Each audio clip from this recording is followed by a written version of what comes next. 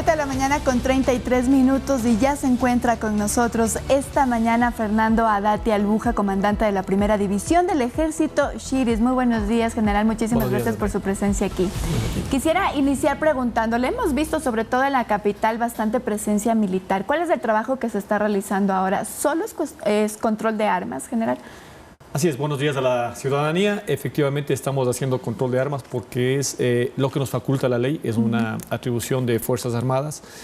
Al no haber un estado de excepción, por lo tanto no se puede hacer otro tipo de operaciones. Estamos lógicamente este tipo de trabajo realizándolo en coordinación con Policía Nacional y con las distintas instituciones encargadas de la seguridad aquí en la ciudad. Y sobre estos operativos que han hecho, general, ¿hay ya quizás estadísticas de resultados que la ciudadanía puede conocer? Sí, hemos realizado más de 2.200 operaciones, tenemos decomisados cerca de 100 armas de fuego, es importante, alrededor de 120 o 130 armas blancas. Hoy, no en la ciudad de Quito, pero por ejemplo en la provincia de Los Ríos, en la madrugada de hoy se hizo un operativo con Policía Nacional y se ha capturado 7 personas, hemos capturado algunas armas de fuego. Está en este momento en el proceso de la judicialización con las autoridades. Estamos viendo ya resultados, creo que la ciudadanía siente el trabajo de Fuerzas Armadas y hemos tenido un completo apoyo a este trabajo. ¿Y son armas artesanales estas que han decomisado? Bueno, hay armas artesanales y también hay armas fabricadas ya o traídas del exterior, mejor dicho, porque no hay esa fabricación aquí en el país. Entonces, encontramos de distintos tipos de armas. ¿De dónde exactamente son? Bueno, tienen diferentes no hay, digamos, una característica que las pueda identificar. No. Son armas, revólveres, pistolas, pueden ser, no quiero dar orígenes por ciertas razones, ¿no? Y más bien, son armas fabricadas ya no artesanalmente, sino ya en industria. General, usted nos dice que hay ya 100 armas de fuego decomisadas. Esto solo en el Distrito Metropolitano de Quito. Y quisiera que nos haga una comparación. ¿Es mucho o poco estas cifras, 100 armas decomisadas? En los operativos que ustedes hacen constantemente, ¿podríamos decir que es una cifra importante? Bueno, en el sector que nosotros manejamos, la Primera División tiene a cargo 7 provincias de la región central del país, donde están en los ríos Santo Domingo, Chimborazo, Tungurahua, Bolívar, Cotopaxi y Pichincha. Estamos hablando de un promedio mensual de unas 6, 7 armas que logramos decomisar en los distintos operativos. Es más común encontrar armas blancas, cuchillos, machetes, pero armas de fuego, esto es, digamos que más difícil de hacer. Sin embargo, como les digo, en una semana de operaciones vamos alrededor de 100 armas. Esto habla de que en todos los lugares, sector, en las 7 provincias. Inclusive, algo que nos sorprendió hace unos días es que, por ejemplo, en Chimborazo encontramos tacos de dinamita cebados, ya estaban listos para ser empleados, en un operativo que igualmente se montó en cercanía a la ciudad de Riobamba. En la provincia de Bolívar hay un cantón que es muy conocido porque allí se fabricaban desde hace muchos años estas pistolas artesanales que antes las compraban las personas, los ciudadanos, para seguridad propia. Hoy en día se conoce que muchas de ellas llegan a las bandas. ¿Ustedes también hacen operativos en estos puntos ahora considerados clandestinos de la fabricación de armas? Así es, justamente hemos intensificado el esfuerzo de búsqueda de inteligencia para determinar todos estos centros de fabricación clandestina y poder realizar los operativos con las autoridades correspondientes a fin de eliminar por completo esta producción de armas artesanales. De acuerdo, ustedes están trabajando en conjunto con la Policía Nacional. ¿Qué ocurre cuando es decomisada una arma? ¿También se lo lleva detenido a la persona que está portando esta arma? Así es. Bueno, depende de las circunstancias. Por ejemplo, si una persona tiene el arma y tiene la autorización para portar, para tener el arma, no para portarlo. Entonces, esta arma, como es responsabilidad de Fuerzas Armadas, se entrega a control de armas y la persona tiene que cumplir con ciertas normativas o, digamos, sanciones que están establecidas. Pero cuando no tiene esa posibilidad, entonces ahí sí se entrega a las autoridades. Pero y en estos 100 casos que usted nos ha mencionado, ¿tenían permisos para poseer? Muchos de ellos no han sido detenidos, lógicamente. Tenemos alrededor de 60 personas aprehendidas. ¿Miran de alguna banda, tal vez? Hay gente de todo tipo, ¿no? Por ejemplo, la mañana de hoy que les decía, el operativo se montó contra gente perteneciente a una agrupación que, por obvias razones no voy a indicar cuáles son, pero que estamos tratando de enfrentar directamente a estos grupos delictivos. En este operativo de Los Ríos, ¿nos puede dar un poco más de detalles, general?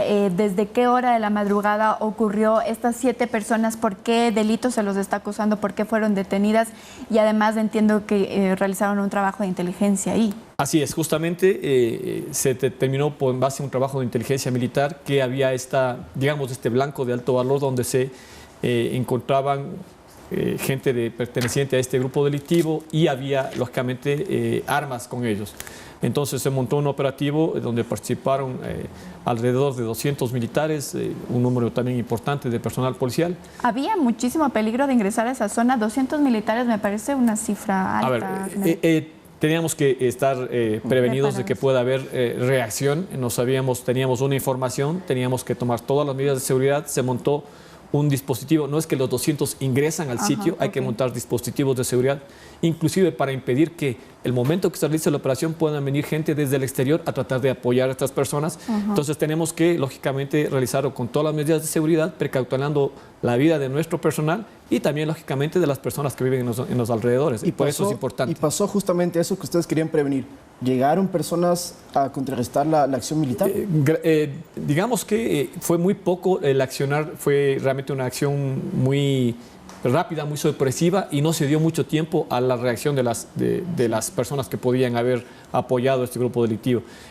No hubo mayor inconveniente, se realizó rápidamente sin mayores novedades y creo que estamos ahora ya obteniendo los resultados de ese trabajo. Pero es cierto, general, que hay algunos cantones que es complicado el ingreso tanto policial como militar porque las bandas se han adueñado de esos territorios. Bueno, en nuestra jurisdicción no tenemos ese inconveniente. En nuestras provincias todavía existe el control de Policía Nacional y Fuerzas Armadas prácticamente en toda nuestra jurisdicción.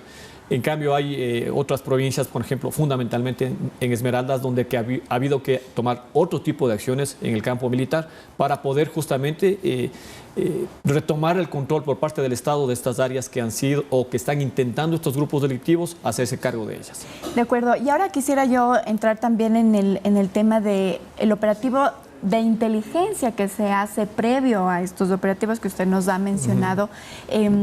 Está operativo, ustedes también tienen, digamos, coordinación con un equipo de inteligencia de la Policía Nacional. ¿Cómo está funcionando para incluso prevenir que ocurran, no sé, que se ponga explosivos en algún lugar, etcétera?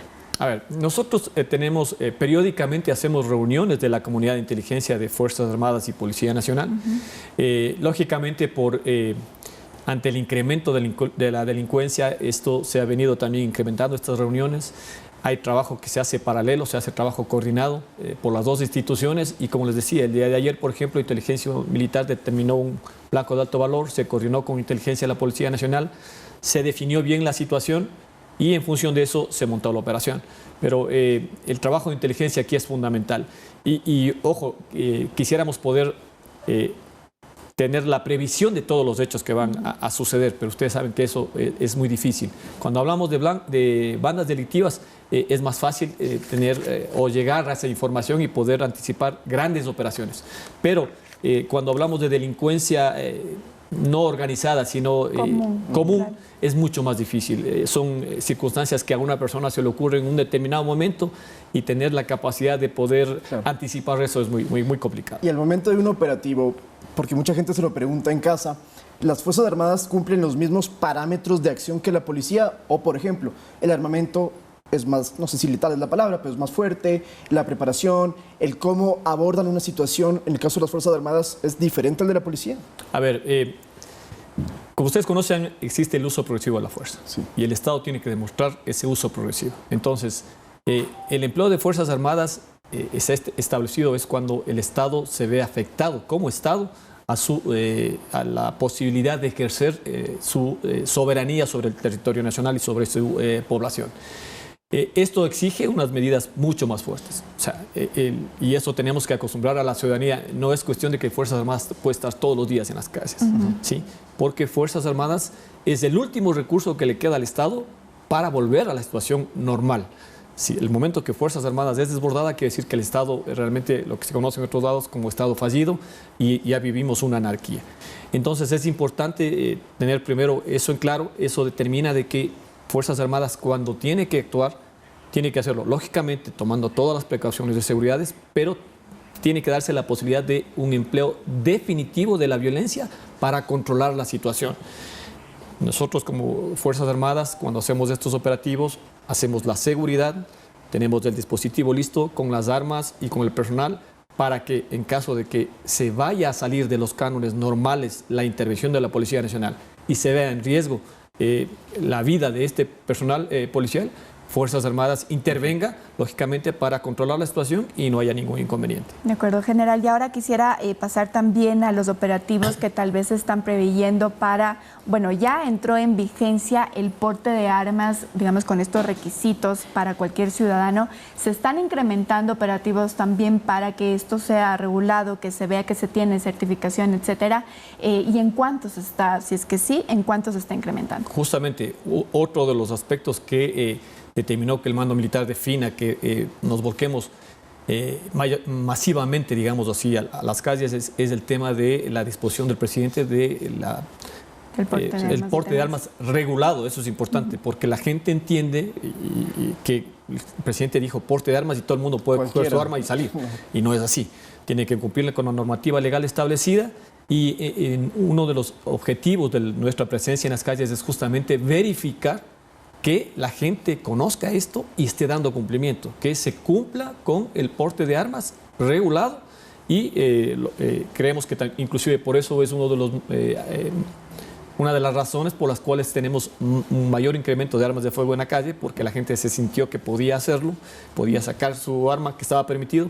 Les estamos indicando que no es así, que hay que cumplirle con la norma, y por lo tanto estamos retirando ese armamento de la calle. Para cerrar, yo tengo una última pregunta y aprovechando su presencia, se está hablando mucho de que pueda, y en la reunión de hoy del COSEPE, considerarse como terroristas a estas organizaciones narcocriminales que operan en el país. ¿Eso qué significaría, general? Si las consideran como terroristas, ¿qué es lo que va a proceder? A ver, según la Comisión Internacional, cuando hablamos de terrorismo, significa que se está atentando contra la ciudadanía y contra el poder del Estado de controlar una zona. Eso significa que quien tiene que reaccionar ante esa situación es Fuerzas Armadas, y aplicar la violencia con mayor intensidad para poder recuperar la situación. De acuerdo, entonces no necesitaríamos de un estado de excepción si es que ya entonces se los denomina como terroristas a ciertas bandas delincuenciales, sino que digamos, el ejército ya podría actuar. A ver, el hecho de solamente declararlo como terroristas es verdad que nos da esa posibilidad de actuar, pero eso tiene que estar digamos que articulado con una serie de normas. Fundamentalmente para el trabajo contra el terrorismo es fundamental la inteligencia, eso es algo fundamental, y en eso hay una ley de inteligencia que todavía está en trámite. Sería importante que complemente, y ahí sí, con las reformas que se hicieron el mes anterior a las normas de seguridad, Fuerzas Armadas estaría en mejores condiciones de actuar. ¿Qué se debería complementar que no exista actualmente en esta norma? Usted dice que se debería coordinar, digamos, incluso con normativa de inteligencia. Sí, la ley de inteligencia lo que hace es garantizar que el trabajo de inteligencia esté, digamos, en un marco legal para que las personas que realizan esta actividad no tengan después problemas posteriores con la justicia. Eso es lo que tiene que estar perfectamente definido, de tal manera de que se pueda asegurar de que el trabajo del personal de inteligencia no va a tener repercusiones para ellos. Okay. De acuerdo. Vencer el terrorismo es algo de mediano y largo plazo.